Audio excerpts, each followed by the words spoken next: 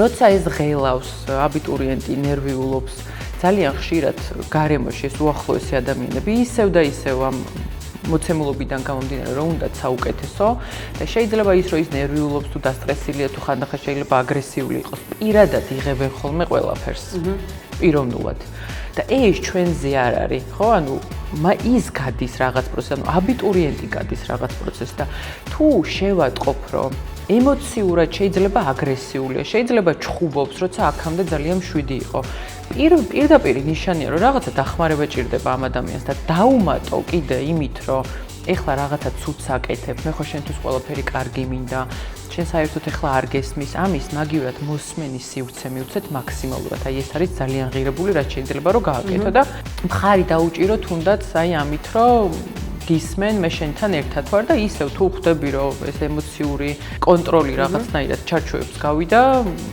მინიმუმ იმით დავეხმარო რომ სპეციალისტთან მოკლედ მივცე საშუალება